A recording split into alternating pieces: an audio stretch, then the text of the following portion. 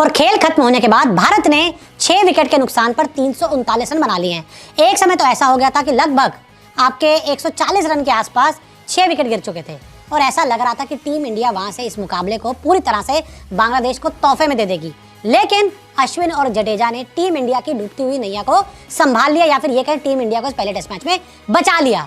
लेकिन जब दिन का खेल खत्म हुआ तो इंडिया के बल्लेबाजों पर भड़के अश्विन पीसी में इन 4 को खूब सुनाया।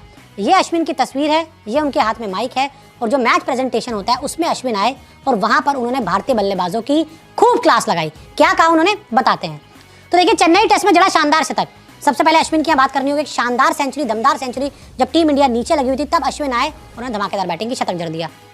बांग्लादेशी गेंदबाजों की क्लास लगाई। जो बांग्लादेश के बल्लेबाज भारतीय बल्लेबाजों पर चढ़ गए थे उनकी क्लास अश्विन ने लगा दी। टॉप मिडल ऑर्डर पूरी तरह से फेल रहा। टीम इंडिया का जो टॉप ऑर्डर था, पहले 3 बल्लेबाज और उसके बाद भी जो बल्लेबाज आए मिडिल ऑर्डर में खेलने के लिए, वो पूरी तरह से फेल रहे। मैच के बाद अश्विन ने खूब सुनाया और जब मैच के बाद अश्विन आपको प्रेजेंटेशन में जो नजर आ रहे हैं, जब उनसे सवाल पूछा गया बल्लेबाजों के बारे में, बैटिंग के बारे में, तो अश्विन ने खूब सुनाया। क्या कहा उन्होंने, बताते हैं। अश्विन ने कहा, ऐसी पिच पर रुक कर नहीं खेल सकते।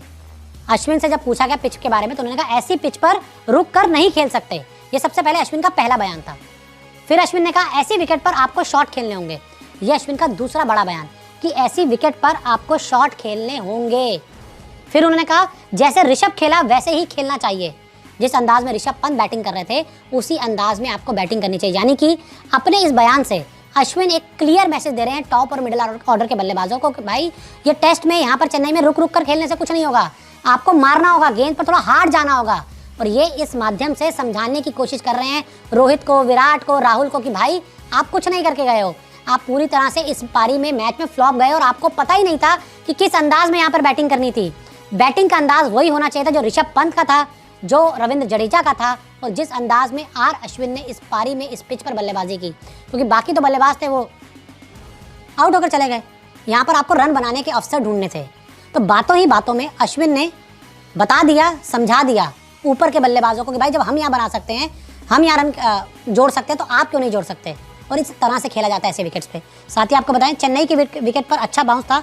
इन्होंने कहा कि चेन्नई की विकेट पर अच्छा बाउंस था। जब विकेट पे अच्छा बाउंस होता है ना तो आप अच्छे स्ट्रोक्स खेलते हैं, आप गैर जिम्मेदाराना शॉट खेलकर आउट नहीं हो जाते, जिस तरह से टॉप ऑर्डर के हमारे बल्लेबाज आउट हुए। तो मुझे लगता है कि अश्विन ने बातों ही बातों में, और अश्विन जडेजा नहीं टिकते तो हार तय थी। अश्विन और जडेजा अगर 7वें विकेट के लिए नहीं टिकते, एक बड़ी साझेदारी नहीं होती, तो इंडियन टीम की जो हार थी इस मैच में आज ही तय हो जाती।